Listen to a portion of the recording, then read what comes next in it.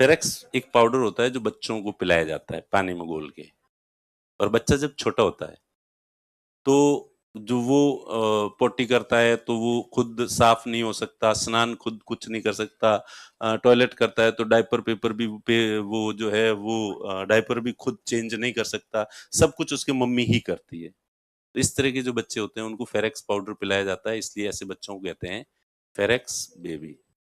कुछ बेबी बड़े होके भी फेरेक्स बेबी रहते हैं। कोचिंग के अंदर ये भी तुम करवा दो, ये भी तुम करवा दो, टेस्ट भी ले लो, टेस्ट का आंसर भी तुम लिख के दे दो, लास्ट बस तुमने ये कहना बच गया है याद भी कर लो। कुछ तो सेल्फ डिपेंडेंट बनो।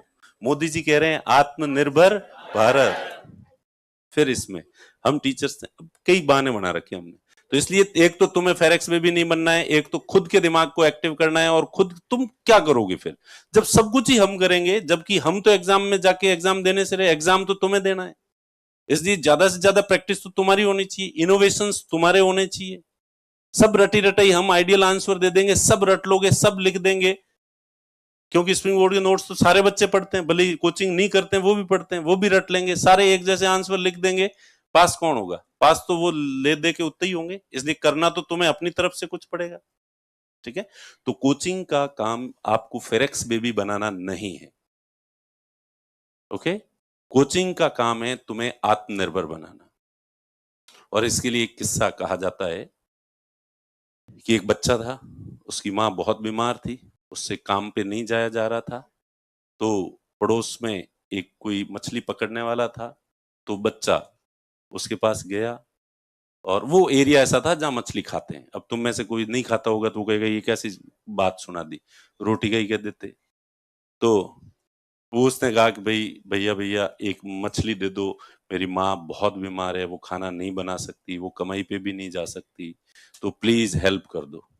तो मछली पकड़ने वाले ने एक बड़ी सी मछली जो पकड़ी हुई थी उसको दी, वो घर ले गया, माँ ने मच्छी पकाई और उन्होंने खा ली। दूसरे दिन बीमार तो माँ तो लंबी रहेगी, ठीक है, तो दूसरे दिन फिर पहुंचा, फिर उसने एक मछली दे दी, तीसरे दिन फिर पहुंचा, फिर मछली दे दी, चौथे दिन बच्चे को लगा सही है ये तो, फिर आया, फिर उस मच्छी पकड़ने वाले को लगा ये तो बच्चे की आदत बिगड़ रही है, ये तो डिपेंड होता जा रहा है।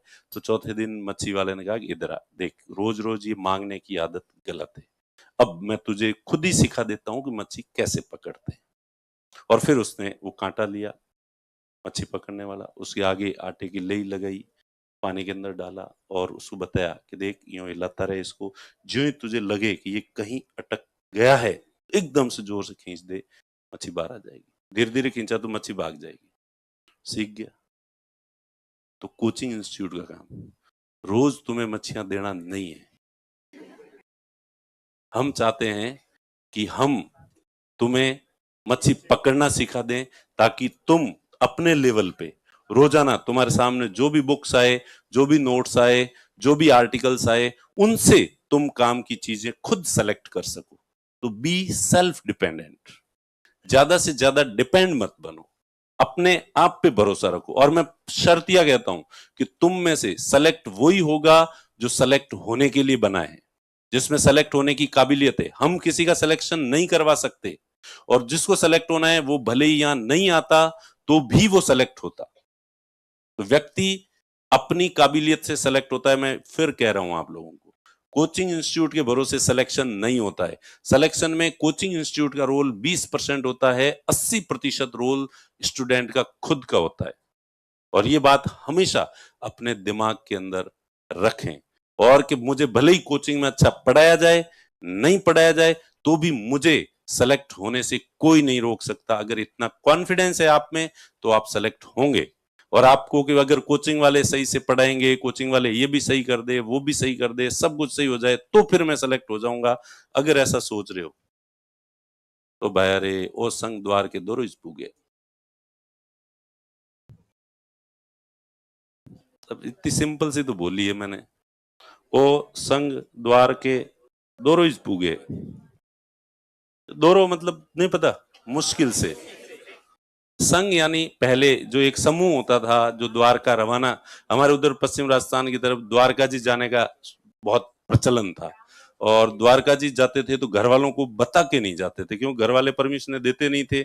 इसलिए हमारे अपने पूर्वजों ने जो है वो रिवाज ही ऐसा बना दिया कि द्वारका जाओगे और घर वालों को बता के जाओगे तो तुम्हें जो पुण्य मिलना है वो नहीं मिलेगा। वो पुण्य तो तभी मिलेगा जब घर वालों को पता ही नहीं हो और तुम चुपके से 4-5 दोस्त जो है वो ग्रुप बनाते थे और वो द्वारका जाके आते थे। तो 5-7 दिन तक घर वालों को जब पता नहीं होता था कि गया कहाँ टेंशन करते थे।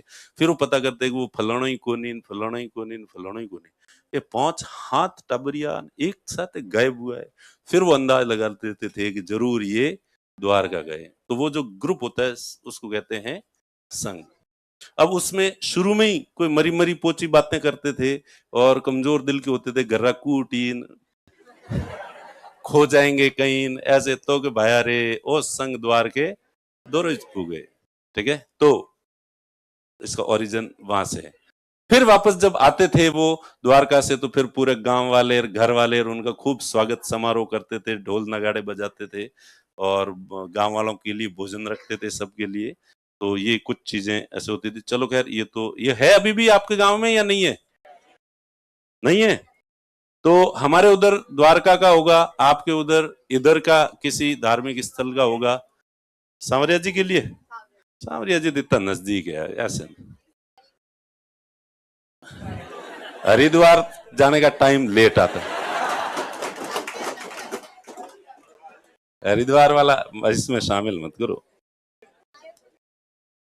अच्छा, जाते हैं क्या? तो फिर वो हरिद्वार का टाइम आता तब कहाँ जाते हैं?